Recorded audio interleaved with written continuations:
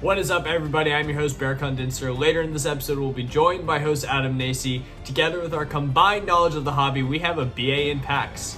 I am super excited to be back for episode 4. I wasn't here last week. Adam did a great job without me. A lot of really cool facts. He spends a lot of time researching for this little trilogy he's got going on. And in this episode, he's going to wrap it all up. So I'm excited for you guys to check that out. He's done a really great job. I can't commend him enough on that. But again, episode 4, we made it this far. I'm super excited to just be doing this in general for you guys. Thank you guys so much for your support, and it's been awesome knowing that you guys have been enjoying it. And every week, every new episode, we've been getting more and more listeners, so that's just really cool, and I'm really grateful for it. I'm going to dive right into this episode. Like I said, Adam will be joining us later. It's been a crazy 2 weeks with me being out of town. This weekend, I'm actually graduating from the University of North Texas, which is absolutely nuts. I can't believe it. So it's just kind of adding to the level of craziness. So we're doing things a little bit differently again this week. And then hopefully for episode 5, things will be back to normal. But I'm going to dive right in. New releases for this week. NFL Chronicles has released for 2020, and these things are loaded. I have a couple of the cards with me right now. I was able to open a couple packs, not a box, which is why there's no video. And I didn't film opening the packs because then it would have been like 20 seconds long. But I did get a couple of packs, and I was able to get a good glimpse. I'll show it to you. If you're watching on YouTube, you'll get a glimpse right now. If you're listening on a podcast, I encourage you guys to come check out the YouTube video as well, just so you guys can see as well. But I got a Joe Burrow, which is heavily inspired by Court Kings, it looks like. We got a Joe Burrow, clearly Donrus. You can kind of see me peeking through in the back there. We got a Justin Herbert. This one, I don't know what set this is supposed to be from. This is a new one. Maybe it's a sneak peek of what's to come for next year. It's pretty cool, though. This one I'm really excited about. I got a purple Jordan Love out of 199 Prism Black. So any of the Prism cards coming out of Chronicles will be Prism Black. And then lastly, I got a Tua, just a regular Tua Chronicles base, but this one's numbered, so it's red, so it's numbered out of 199. So that's pretty cool. I enjoy Chronicles. I think it's fun. They don't really always maintain value for some reason. I think it's because when you open it, it's just a ton of rookie cards. But you know, it is what it is. It's still a really cool product. Hobby boxes can be seen in resale for about $500-ish, and then there's already a hybrid box out as well, which I did not get a chance to look at, but there is a hybrid box which is around $300. So that's kind of roughly what your hobby shop prices will look like if you're someone who buys these stuff from the hobby shops.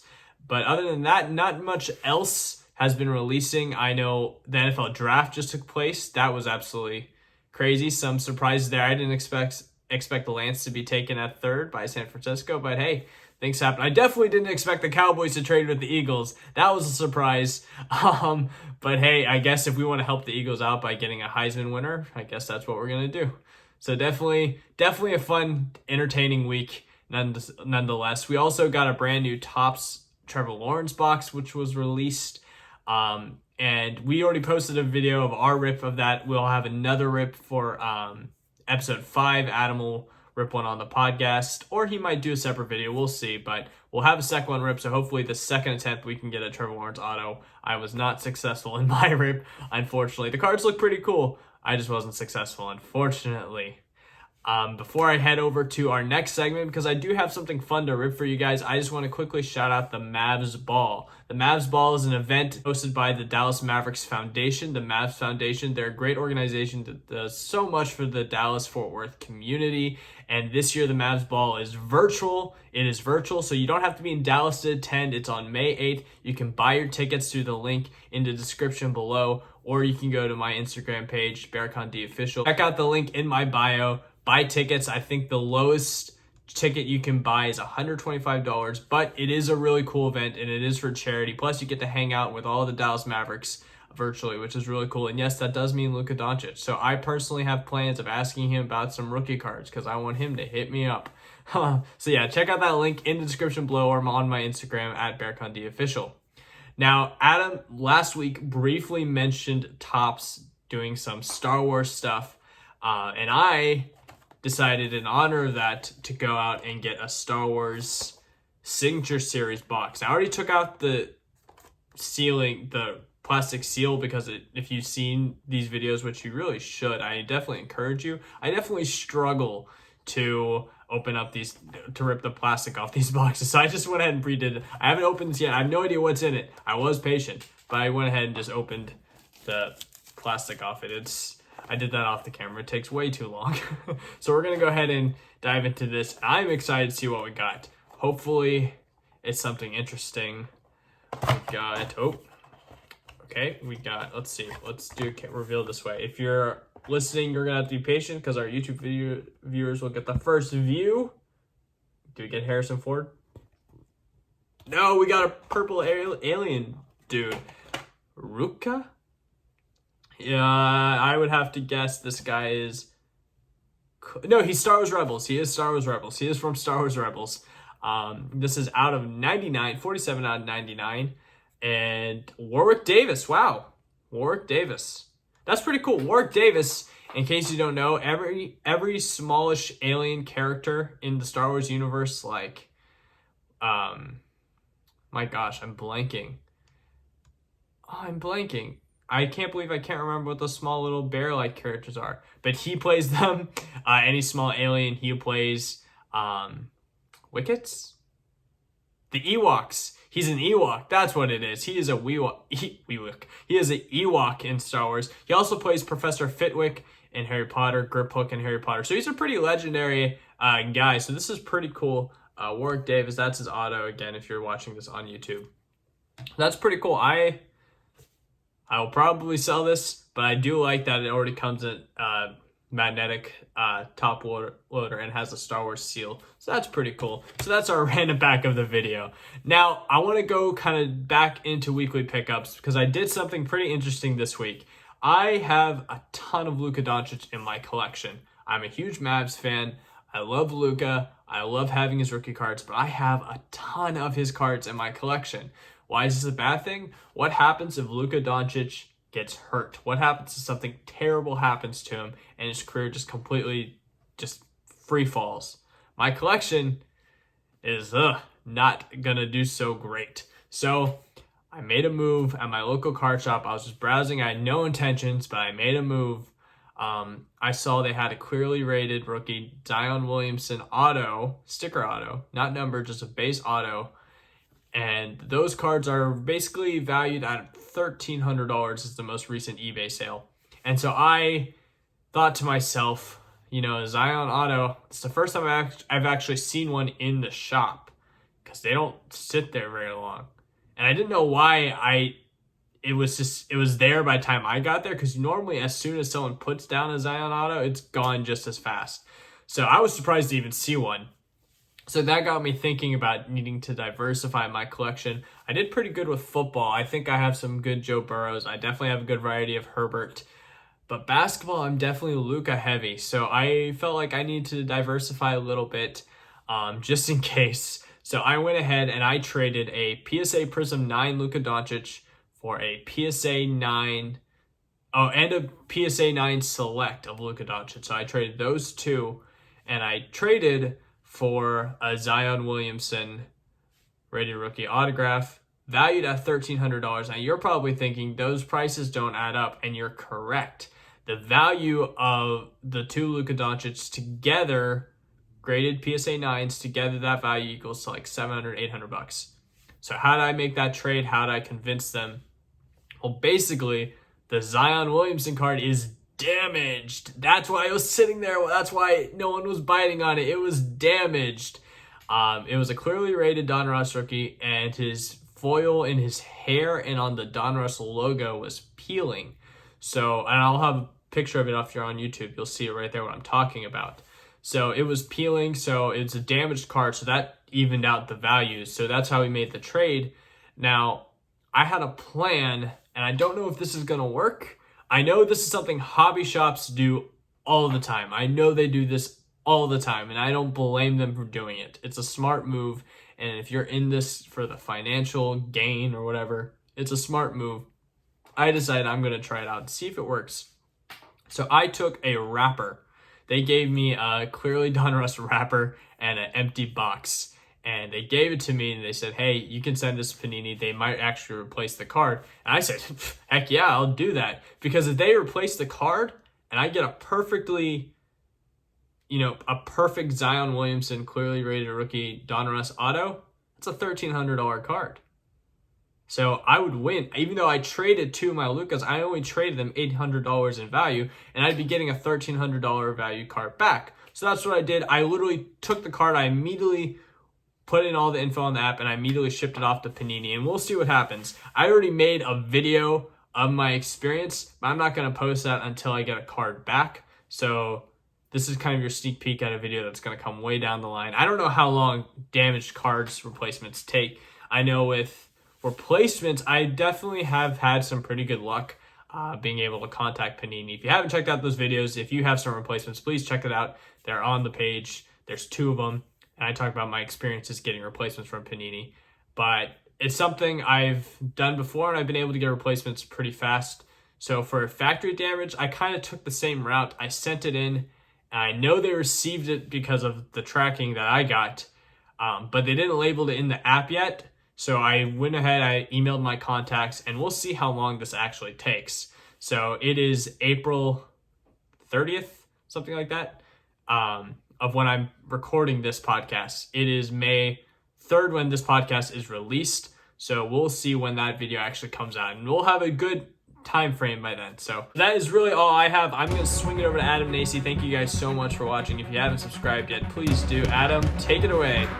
All right, well, thank you for throwing it to me, Berkan. Another episode on the way here as we go in BA and packs. It's Adam, the A here, and yeah, it's been a crazy week. A lot of releases. I love Chronicles. I really think it's a sweet product. I'm also repping my Luka jersey today, just for right now at least. But yeah, I think Chronicles is pretty awesome. I'm excited to do that. I still, the price points, it is what it is. $500 plus per box.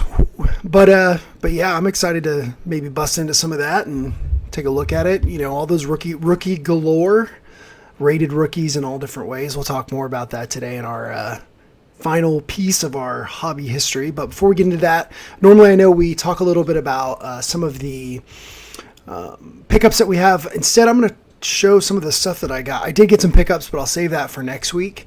I'm going to show some of the stuff that I wanted to show last week that I dove into and found. So last week I talked about Tops and Upper Deck. So here is a exquisite box from Exquisite Collection from football. I think this is from 2008 football. I didn't purchase an Exquisite box at the time or pack.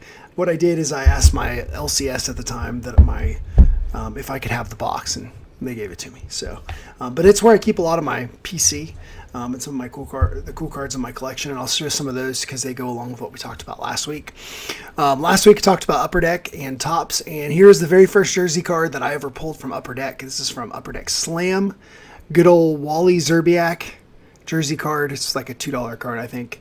I used to have it in like a big screw down holder, but yeah, so doesn't really do justice in the picture because it's acetate his face, but it's pretty cool. Good old Wally Szczerbiak. Now he's a announcer on CBS, I think, for college basketball. And then the one other card that I forgot to get out, and this is my prized possession. This is my Jordan. This is 2012-2013 Fleer Retro. So this is when Upper Deck owned the rights to Fleer, and they produced the retro set that we talked about where they're all in their college jerseys. So this is my Jordan autograph. You can see it. Oh, there it is. Doesn't look very good because it's backwards, but the Jordan autograph that I have, I pulled that out of one pack. So I bought a bunch of boxes of that stuff, and it's funny, the last pack magic, I guess. I went to the LCS that I would go to at the time, and I walked in, and they had a pack left, and I was like, God, I don't really need to buy another box. I'll tell you what, I'll buy a couple packs of football cards, and then I'll buy that last pack of Fleer Retro. And the Fleer Retro pack, of course, the last one, had the Jordan autograph in it. It's not numbered. I haven't seen very many of them come up on the bay, but I wouldn't part with it. I love it, even though he's in his North Carolina jersey. Another view there, just a cool autograph card, throwback auto there. So yeah, pretty awesome. So this week we're gonna talk about Donrus playoff, and I mean this is where it brought us to where we are today with Panini. So we'll go into that, and we've talked about Fleer and Topps and Skybox and Upper Deck and a lot of the other brands that have been out there. We'll kind of wrap it up today with kind of where we are now and how, this is the hobby history of how we got here. So Donrus, playoff, score, all those things that are now known as Panini. So Panini, obviously they were a sticker company. They've been around for quite a long time. I'm not going to talk too much about their history. They were known as stickers. I'll have to go to my parents' house probably and find the sticker book that I had of theirs from 90, I think it was 92, 93, somewhere in there. It was a NBA sticker book. And what we would do is it was like my mom's, way of me not asking for toys every time we went to the grocery store.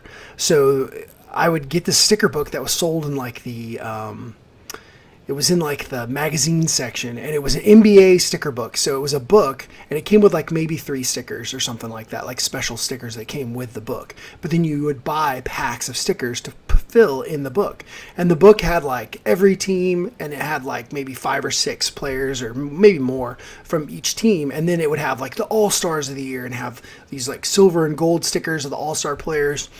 And it would have lots of other kind of alternate pages where you would put the alternate stickers, and you would match up the stickers that you buy in the packs of stickers to the book. I know they still do this today. Panini still does that with their stickers that they do today. But that was how I knew Panini as a kid. And really until when they joined the collectible world, the sports card world for America, that's what I thought of them as. And that's honestly what a lot of collectors thought of them.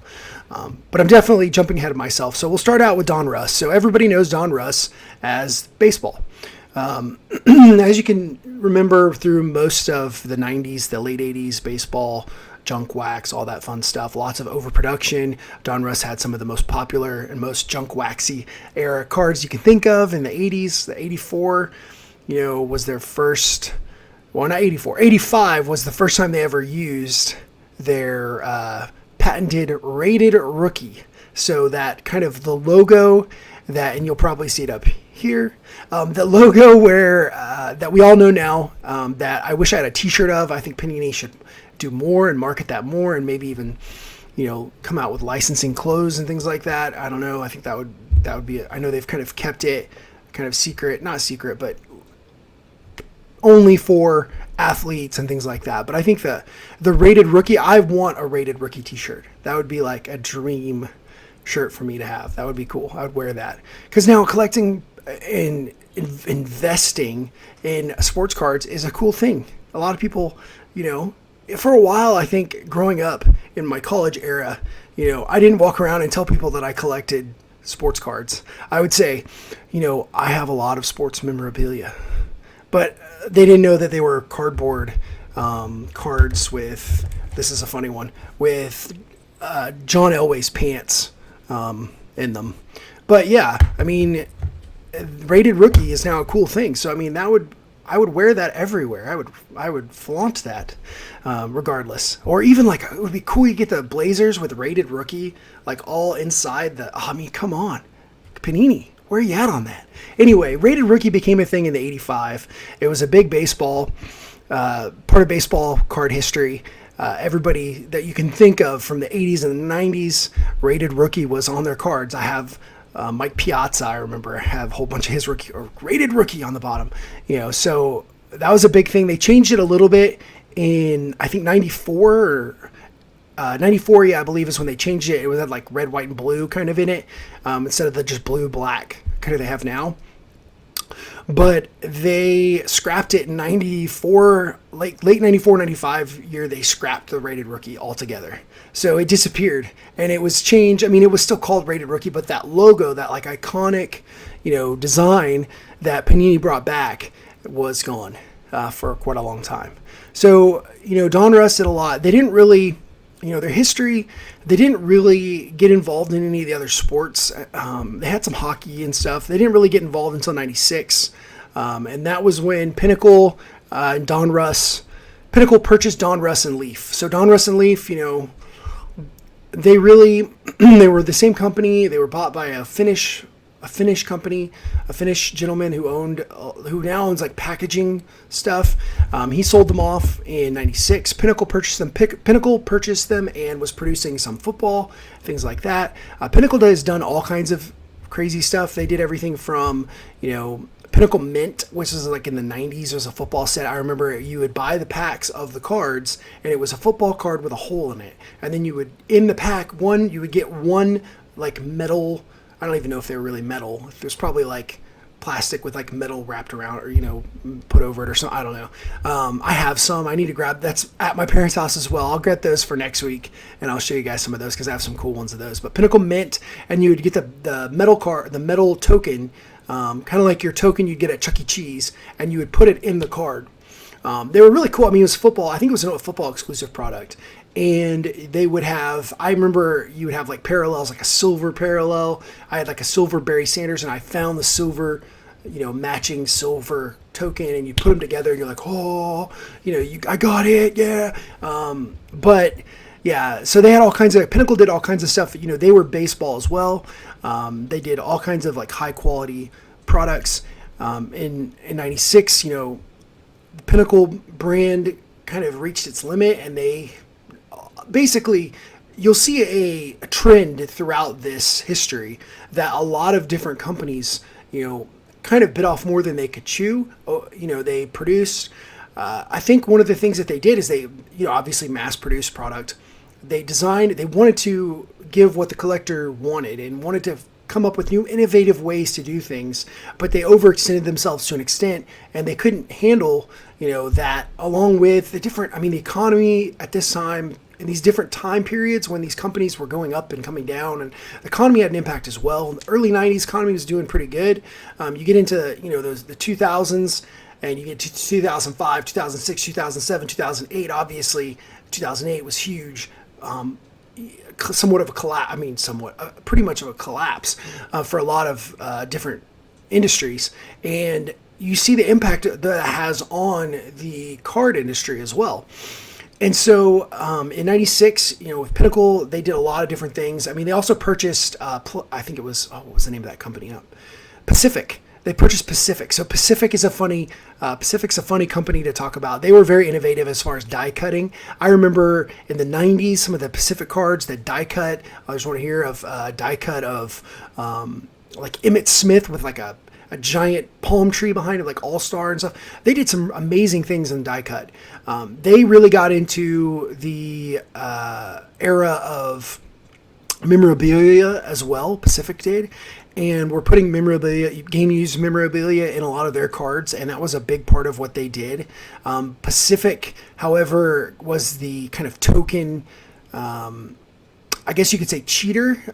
Barry Bonds, the asterisk of the sports cards world, because the rumors were that before Pacific sold to Pinnacle and Playoff and those companies, they were cheating. They were taking memorabilia that was not game used and not game worn, and they were buying just regular jerseys and playing them off as game used memorabilia. So a crazy little side story that goes with this, but Pacific as well is one of those companies that all start with P.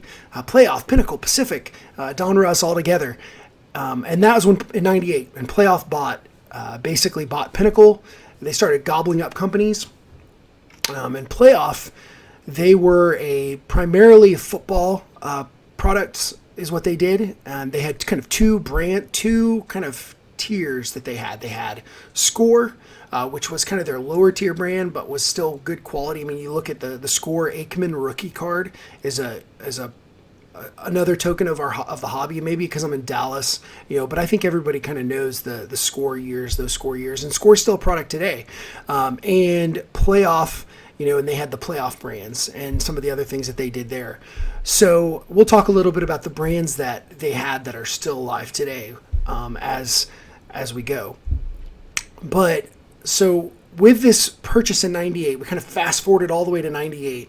Playoff owns now Donrus, they own Score, they own Leaf. So we've got your first kind of conglomerate of card company. So you got your first, big, I say big, they weren't huge. They were located here in the DFW area in Arlington, Texas, actually. And they were, I wouldn't say that they were the most innovative as far as comparatively to like Upper Deck or to, even Topps or Fleer, Skybox, any of those brands. They did create some pretty awesome stuff, and I'll show you. I have a kind of extensive collection because the prime time of the Donrus playoff era prior to Panini's ownership was when I was kind of in my prime time of football. I mean, I was, basketball kind of, as we've talked about with some of the other brands, basketball had struggled through the 2000s with LeBron, of course, and then kind of for a while after that struggled to find itself as far as like a quality draft class, quality. I mean, everybody's chasing the rookies. So I really dove into football. And, football has always been a passion of mine to play, to be involved in. Basketball, of course, too. But I'll show you some of the cool stuff that Playoff did with Donrus and Leaf. So yeah, I'll get going. So in 2001 was one of my favorite all-time memorabilia sets, and that is the Leaf Certified Material set. And I'll tell you what, when this set here, I'm going to show you one right here. When this set came out, this was the kind of the maybe I'm biased. Let me know if I'm biased in the comments. If you're watching on YouTube or if you want to find us on YouTube. If you're on the podcast, make sure you check out our YouTube channel, BA and PAX, because I'm showing a picture right now of a Steve McNair Fabric of the Game card from 2001 Leaf Certified Materials. This set was one of my favorites as far as football set, memorabilia sets of all time. I mean, the base cards, I should have grabbed some of those. I actually don't know if I have very many of the base cards from that year, but really cool set. One of the first sets to actively in football give you a good number of jersey cards. We talked last week about Upper Deck and how they, evolved from one jersey card in 2,500 packs to, 2 in a box, to 3 in a box, to 3 in a box and an autograph, things like that as the years went on. This was still a little bit before we got to where it was so scarce. So this was kind of in between the scarcity of the 2,500 to the point of where, 2, 3 in a box kind of point. And, they were the ones, this Leaf Certified Material, this was one of their Fabric of the Game cards. This was numbered to 83. And I can't, honestly, this is where my research fails me here. I should have researched this. I can't remember why they numbered them the way they did. I think it has to do with, I don't know. I can't remember if it's what it is. But the numbering, it was 2 of 83, I believe. Yeah, 2 of 83. But the thing that I really liked about it was the jersey swatch was nice and big. The design on the card was I thought was just beautiful. They were different colored, tiered, and I think that's what the numbering was. And then they showed you the actual jersey that they used to make the swatches. And on the back, it says, this enclosed piece of jersey was cut from an authentic jersey personally worn by Steve McNair in an official NFL game. The authentic game-worn jersey was obtained and is guaranteed by the Donrus Trading Card Company. This is 2001, printed in the USA. Leaf Donrus. And it says, this is a photo of the actual jersey from which the swatch was taken. So I thought that was kind of cool. Pretty neat.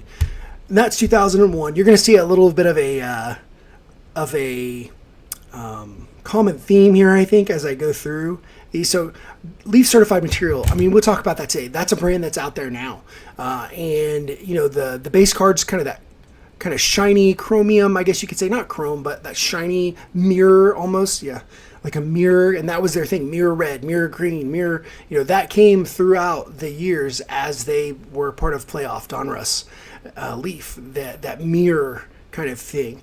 And the rookie cards in these sets, I remember in 2001, this was the rookie year of Michael Vick and Drew Brees, and they had some really cool. They were mirrored. I mean, they were mirrored cards with different, the green, the red, the blue, that used to be the thing that you would chase in these sets. One of the other brands that Playoff was really brought to the table was Prestige. Now, pardon me that this holder is an old school screw down holder. Another Steve McNair card. They were just on top. But a dual jersey card. This is when you used to think that jersey cards deserved to be in a screw down holder.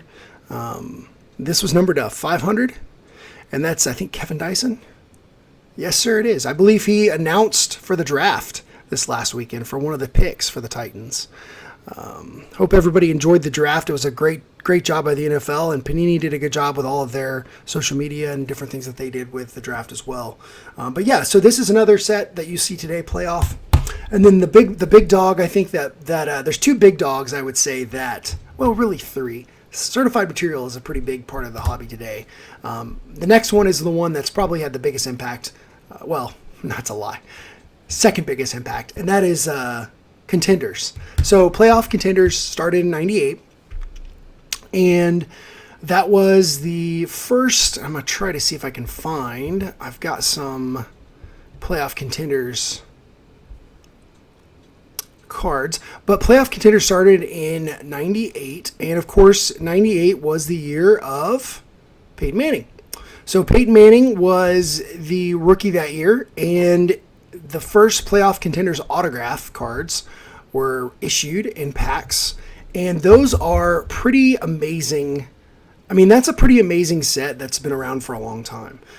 Since 98, I mean, it's 2021, so I mean, it's stood this test of time. They've gone through all different kind of formats and ways it's looked, but it's always kind of looked like a ticket, and the whole thing was always the rookie ticket auto.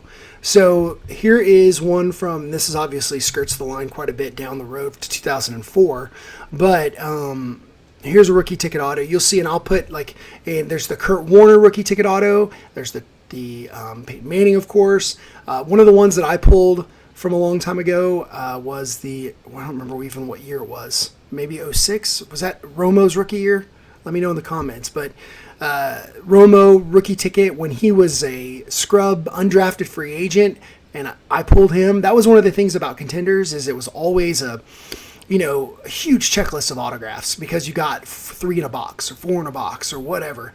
Here's a Wes Welker, and this kind of hits on one of the things that I really liked about Playoff. I don't think people liked it as much at the time, but the sticker, I personally, and this is just personal preference, I personally like the holographic sticker better than the clear. Here's another Playoff card from a different set that they are famous for that is in use now. Than the clear, sticker with a hologram on it. I think that this lends itself, just looks sharp. I mean, I know that when you use these holographic stickers, the placement of the sticker has to be perfect, or it's going to make the card look really bad because it stands out so much. And these clear stickers now, if they're placed, a lot of times you'll get a card and the clear sticker will be placed incorrectly and the autograph's on it, and you're like, well, whatever. You're frustrated, but it is what it is. And I know with the holographic sticker like this, that would be something that would probably drive you insane, or drive me insane. Any ADD, or OCD person would probably drive them crazy. But Playoff Contenders used those for a while, and the Aikman, the Romo rookie had that sticker on it as well, as well as the other big rookies that year, like Jason Witten. So, but some of the other products that Donrus Playoff came up with that were winners, before I get to the big dog, that were winners were products like Donrus Classics. I've got a couple here. I keep looking at my left. I'm pulling out some of and this I already showed you a little bit. This is this is a piece of pants from John Elway. This one's not even numbered, I don't think. No, I just threw it in there because it was John Elway back in the day. This is from 2000. Donrus Classics. Of course, you have Gridiron Kings. That was another thing that was big. That was a big set in baseball. Diamond Kings. The artists, and there's all kinds of stories. We don't dive that much into baseball. Sorry, baseball fans, but mostly basketball and football for me. But Gridiron Kings, here's one. This is Tony Dorsett, where they used his college jersey. So it's a dual piece of college game-worn jersey, which is pretty cool. And then his autograph. This was numbered to 25. Just a pull that I have. And this is from Threads. So Threads is another set that is a classic from the Donruss playoff group. And then here's another winner that I love from the Leaf certified material. This is also from 2001, I believe. Nope, this is from the next year. This is from 2002. And this is when they started getting really kind of cute with the windows for the jersey cards. And it would be a different parallel basically. It'd be lower numbered if it was die cut. And then of course if there were patches in there too. So this is numbered to 50. The Barry Sanders, of course. And this one is just another one. I would much rather have a picture of the jersey like that on the back of the card instead of a giant, design or something. It's just really cool, just classy looking. I thought, just a cool thing. So they did all kinds of cool stuff. I've got some of the other brands that they're famous for. One of my favorite products that came out during this time period. This is when, in 2005. So they're still under playoff. In 2005, they came out with one of my favorite all-time football products that was, I thought, value-wise, the best bang for your buck. It was called Donrus Gridiron Gear. 2005. And this thing was loaded with patches. This was full on the era of game used everything, jersey cards flying off the shelves, jersey cards going in everything. I guess you could say this is the time that they watered down the market along with Upper Deck, where jersey cards started to become, nothing, junk, I guess. But these are, beautiful. Here's one of Randy Moss.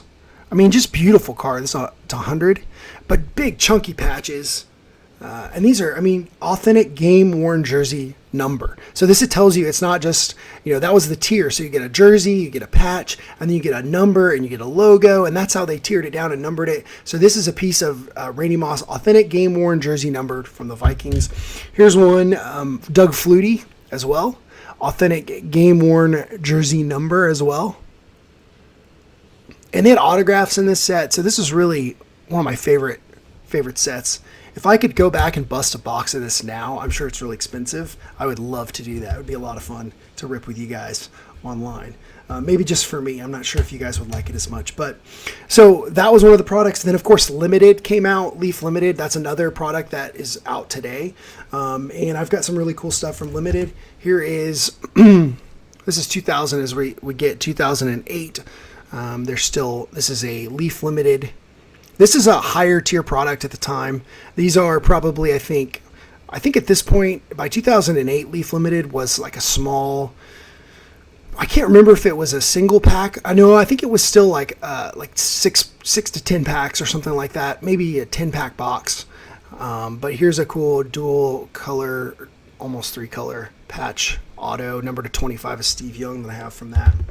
And then, of course, I already mentioned Gridiron Gear. Here is Gridiron Gear from 2007. So this was along for a while. I bought this after the fact. I didn't pull this one, but Daryl Lamonica, just because I had a thing at the time for Hall of Famers. So Daryl Lamonica, game used jersey. He's a stud from back in the day. Look how you can tell how old long ago he played. Look at his face mask. But this is number 3. His jersey number is 3 of 3.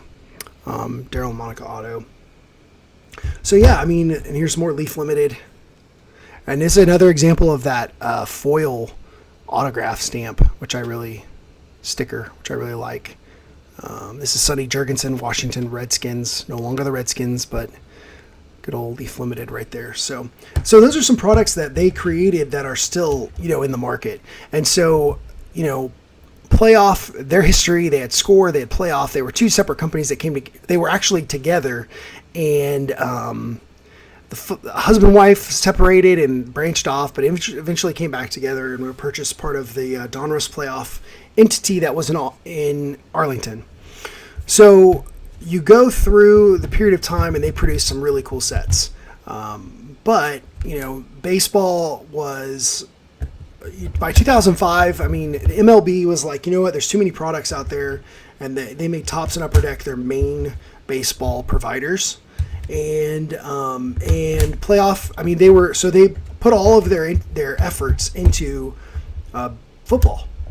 Most everything they did was football. They didn't really make basketball. There wasn't Leaf certified basketball at the time. It was all football, which worked for me because obviously I was a big football fan. So that brings us to 2006. And 2006 is kind of that's the big dog year. The big dog year of being probably the biggest impact that playoff Donrus made on the entire hobby. And that is National Treasures. So National Treasures came out in 2006. And when it came out, it was $500 a box. So they saw what Upper Deck was doing in basketball in 2003 and 2004 and so on and so forth with Exquisite and Ultimate Collection. And they said, we can make our own version of this. And they did a great job. 2006 it's kind of a funny year because playoff was actually struggling a bit. There were rumors when this product was under development, when they were teasing it, when the sales sheets were coming out and things like that, that this was going to be their last product, and that they were either going to be sold or they were going to be go out of business. So, and those were the rumors at the time, and still are valid rumors that were out there. And so they basically, the rumor was that they took everything that they had and they threw it into National Treasures. All their autos that they had, all of their memorabilia that they had, all of their,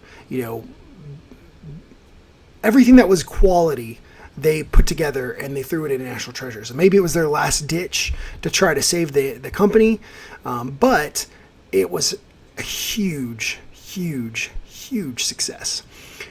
2006, National Treasures honestly has not, and this is how you know it was such a big success. It hasn't, even with a new company, Panini owning the brand, it hasn't changed much. Literally, of all these different brands, you see, Donrus, you see playoff contenders. It's kind of gone through different phases of the ticket auto and the ticket feel. It's stayed pretty similar.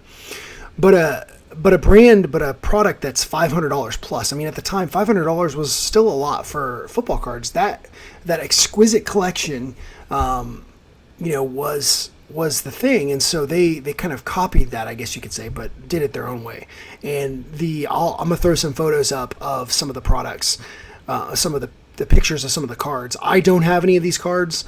I didn't, spend $500 at a time for one pack of cards. It was seven cards, one box. It was the same as it is today. It was a wooden, box that you opened up with a sticker on it, and the squeak open, kind of that you see when you watch all the people bust National Treasures, because that's all I've ever done is watch people open it. And it was, amazing stuff. And so that product really kept them going. And they produced some awesome cards from 2006 all the way through. They sold out of that product.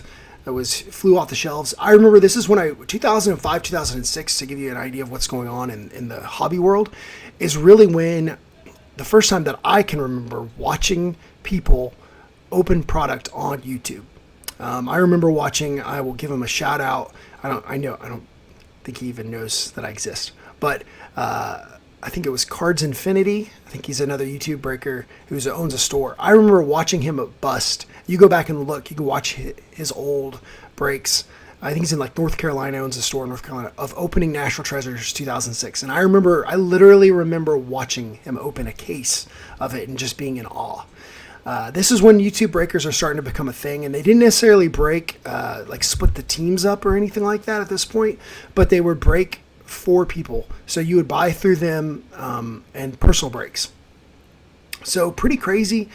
And I couldn't even imagine that when I was, when I was in college or I graduated college, and I was like, why would you spend all that money to have somebody else break it for you? It's still a little bit of a feeling that I kind of dabble with internally. I'm like, why would you, it makes more sense now just because product is so difficult to get a hold of, and it's just so expensive. But yeah, this is when that's starting to kind of really take stride. And National Treasures is one of the products that really was the big one for that. So 2009 comes, and Panini, this giant company from Italy, who, the Knight's Lance, the old logo with the Knight and the Lance going across, they come into play with, they've been producing stickers, they've been producing all kinds of, soccer stickers and cards. They get the licensing for the NBA.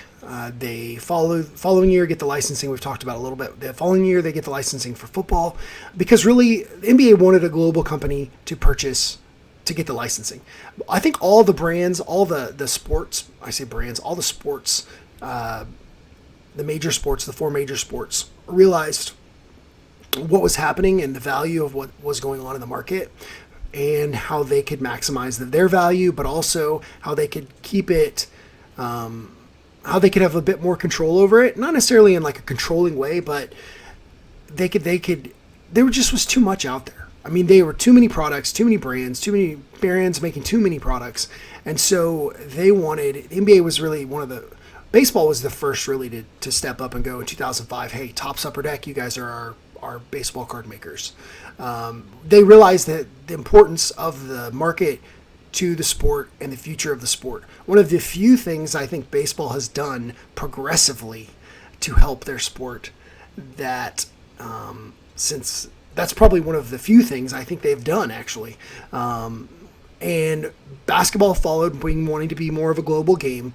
Of course, in Dallas with Dirk and, the global stars of the 90s and today even more. And then football followed. And Panini had the money, and they basically purchased Donrus, Playoff, Leaf, Score, all of that as one. And they moved their new kind of world of card making that they'd never really done before to that headquarters that was in Arlington, Texas, that was Donrus, Playoff, Leaf, Score. And they bought it, and they said, we're going to do it here. And we're going to do it the way that we want to do it, and we're going to do it. And they kept a lot of the people that were doing it well, and then in-house, they brought in a lot of other people that knew what they were doing. And I think originally everybody was freaking out about Panini coming in, honestly, and what was going to happen and what the products were going to look like. And but they continue to bust out some quality products, and they kept some of it. So here I made a little list of the brands. I've already talked about most of them that you'll see today that were staples in the hobby prior to Panini's purchase. And that Score, Elite was a product from Donrus Elite. Prestige, Leaf Certified. I think now it's just Panini Certified, but it was Leaf Certified materials. Contenders, Limited. Those used to be Leaf Limited. National Treasures. I think Leaf Rookies and Stars. There's a lot of products that were out there, and that Panini has kept the name of. Panini eventually got the licensing for baseball players, so they purchased the license. The way it works is they purchase the licensing to produce the cards for the players. So that's why they don't have any logos. They don't have the MLB's license, so they can't put logos on the hats or on the jersey. They have to Photoshop them out and put the blank, I guess, spot on them. So that's why they're able to make Prism and things like that. So that kind of brings us to where we are today. And, really this is talking more about the brands and things that, obviously everybody wants to talk about the hobby and where we're at today. I think I pulled up some quotes I thought were kind of interesting when I was doing some research. Panini CEO Mark Warsop, when he was talking about exclusive card deals with the different sports in 2014, he was on a podcast, and actually this is from an article, and he had mentioned, I want, and this is 2014, so this is way before the 2020 boom. He wrote, I want to get kids back to collecting sets again. He goes, if that means that we could, I'm kind of paraphrasing here, if that means that we could have a product whose packs sell for 50 cents and make no money on it at all to grow the category, we can now do that. So that was one of the reasons why this the private license gives them flexibility. Are they necessarily doing it? I don't think so, but I don't really think that a lot of the investors want people to do that. They don't want those low-end products. I personally think it would be good for the hobby.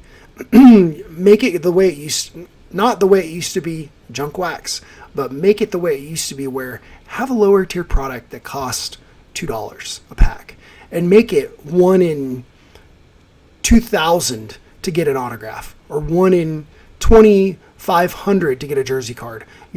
Bring back those old school, sweet, die cut and things like that. Not jersey cards, but parallels or inserts. Make that the hit. Get those 1 in 200 packs, or 1 in 20, and a rookie 1 in 4 packs. Make it a chase again for the kids, because that's what gets the kids, in the game. Anyway, and then another article that I read. It was actually a podcast that I listened to. It was 30 with Murdy, a show. It's a WFAN radio in New York.